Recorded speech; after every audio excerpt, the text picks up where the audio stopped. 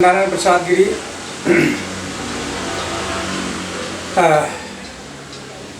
It has been almost more than 1 decade here in Kathmandu. I am teaching especially the business law because my master's in LLM is business law. So I taught in the Kathmandu School of Law, intellectual property law, copyright law, and civil aviation law, tourism law, and in the National College I taught company law, international air and space law, and in Kathmandu School of Law, civil aviation law also I taught. And in the master's degree, banking law, in LLM, banking law, intellectual property law, and insurance law. 3 subjects I taught in the master's degree LLM. And in the KU I taught international investment law. So here I go with the what is business, because business is such a subject matter which lets people to engage for their profession, and they make their own occupation through the business. They get their life through their business. So business is so popular throughout the world. So as business is overwhelming throughout the world, in order to run the life as an occupation, so it has to be regulated well. Not only regulated, it has to be facilitated as well. So it facilitates the business holders, business owners, and it regulates to them as well, and it protects the consumers as well. So if there is any hanky-panky or any mispractices in the business, for the sake of an undue profit, then there should be the very wide eyes of the law, business regulating law. So facilitation and regulation, these two parts has to go simultaneously, side by side, while regulation is applicable in the country. So if we see in our society,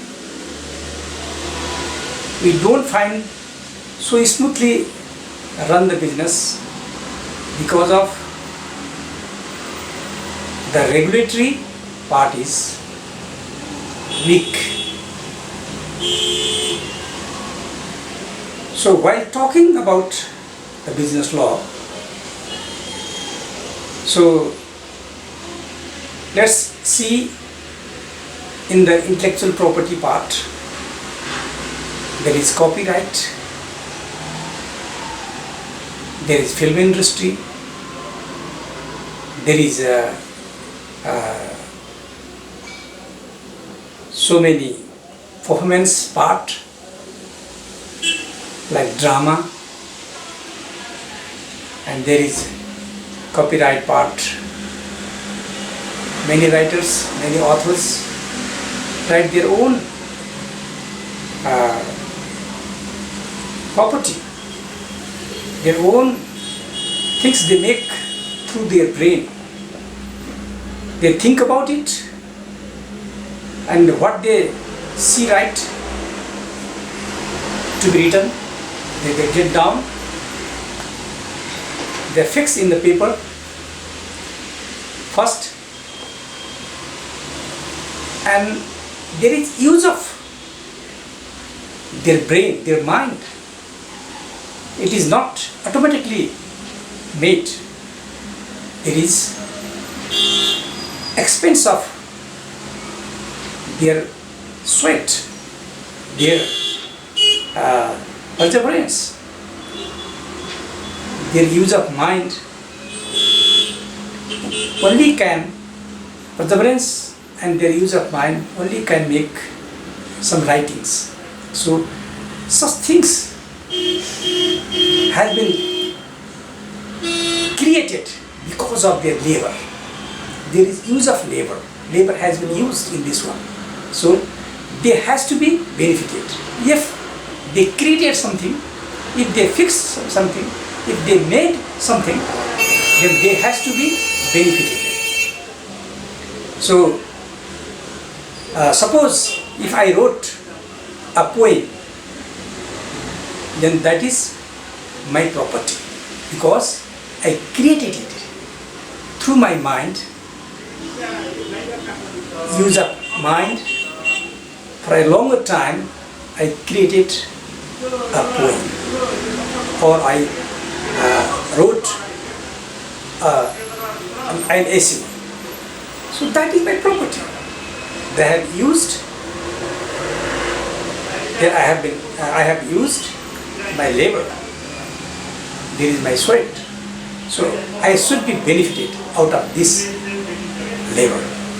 So as Marx says, labor is labor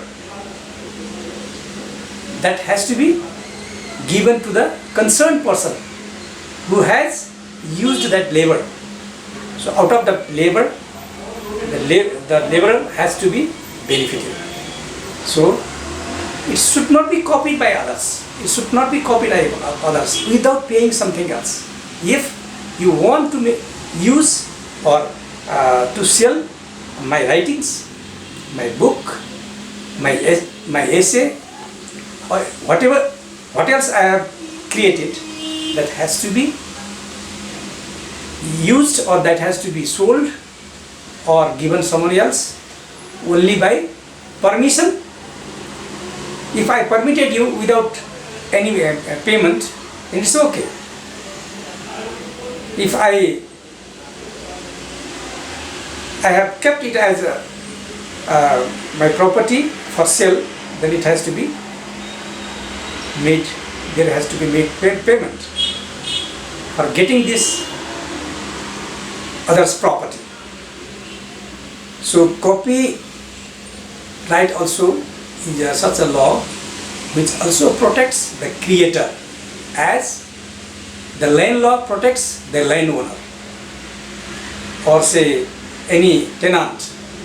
In the same way, the copyright law also protects the creator, whatever he might have created, whether it is a poem, essay, or made any creation such like say architectural creation, and building any map of the building, road, maybe anything else, or any diagram, or say any trademarks, anything else. So such creation in which someone has used its labor, her labor. So that has to be, that should not be used without permission or without payment. So this is what the copyright law or trademark law says. And another part of the business law is banking and insurance. So banks are based on the credit reliability. The clients open up the accounts in the bank for what? For the transaction, reliable transaction. the clients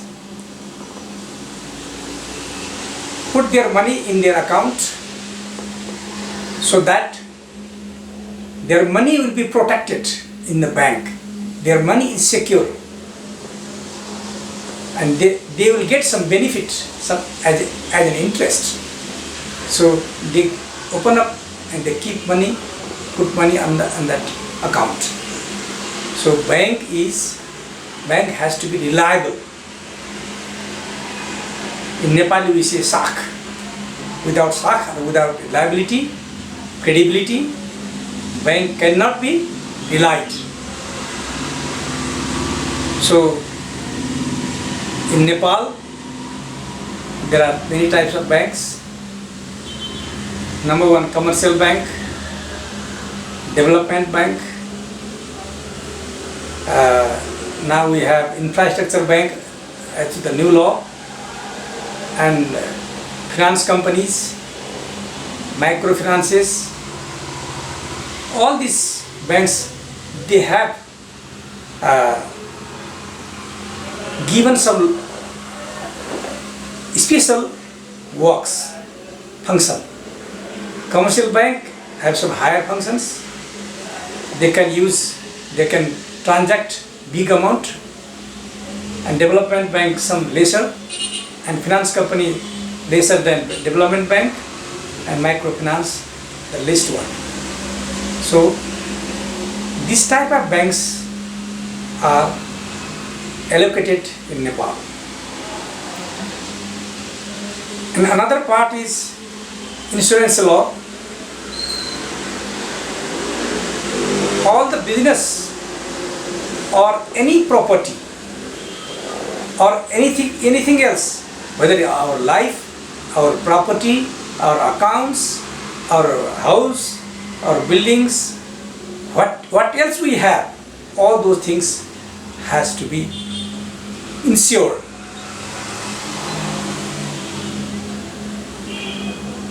Whoever we are, wherever we are, whatever we do,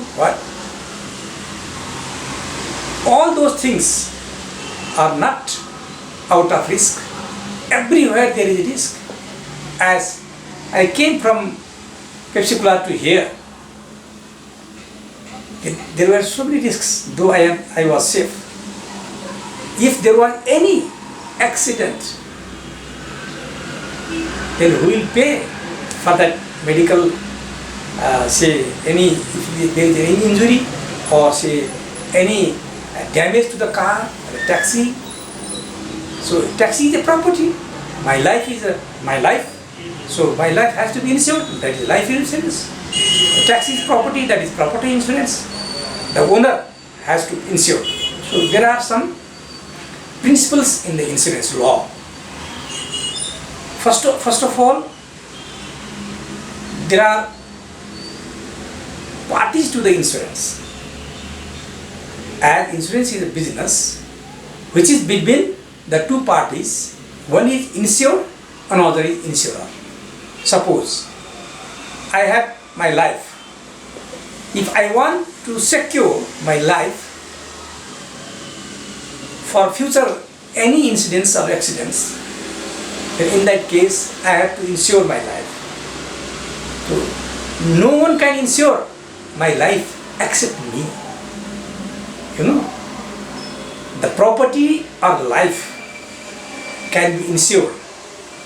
Whatever property or whatever life anyone else has, the only owner can insure. That principle is known as the principle of insurable interest. There was one case in the Patan court. I was the advocate lawyering over there.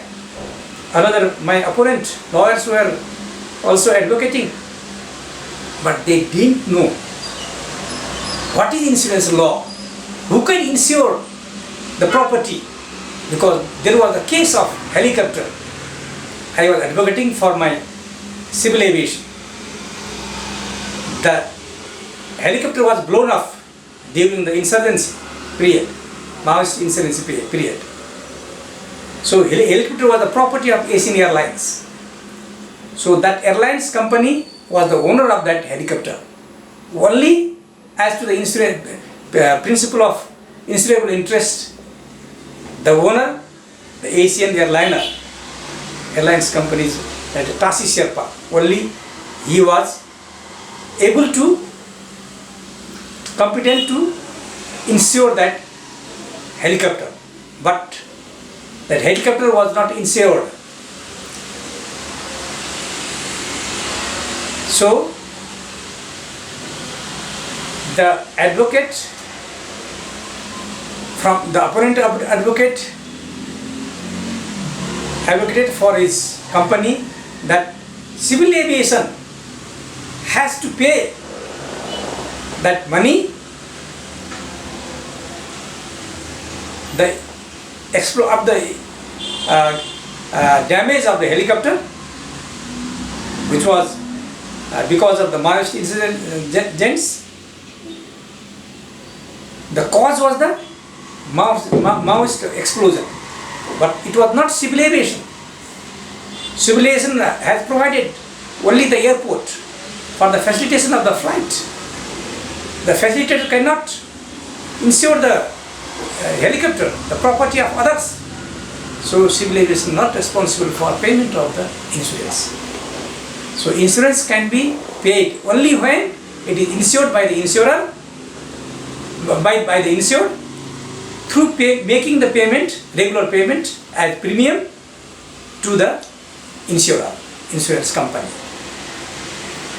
So that was not insured, so he did not get, the company could not get the insurance money. So insurance law, what it says, only owner can insure his or her property or the life. So without insuring, paying the regular payment to the insurer, insurance company, no one can insure the life or the property. So what I in the beginning, in the introduction I said, insurance is such a business, such a study of law that regulates the insurance business between the parties, insured and insurer. Insured makes the payment to the insurer for the any future risk, and the insurer gets that payment. Instead, he or she, that company, takes that risk of the insured. If in case of any accident or incident of that property in future, to the extent of that insurance, not beyond that one. So that payment will be made to the concerned insured. Insured means, did you get the point? Insured means the one who makes a regular payment as a premium to the insurer. Insurer means the insurance company, for the insuring the risk of that insured, who is going to insure his property or life. So in case of any future accident or incident, the insurance company means, that is in the insurance language, that is said as to be, that company is said to be as the insurer, will make payment to the insured in case of any accident or incident to that concerned insured, to the extent the insurance has been made, not beyond that one. So as any accident occurs, the concerned owner of life or property, he or she has to make claims to the insurance company, concerned insurer, and then the insurance company will send to check whether the accident is real one or what extent there is damage. The surveyor will check and calculate what is the damage and what it costs exactly, and that sum will be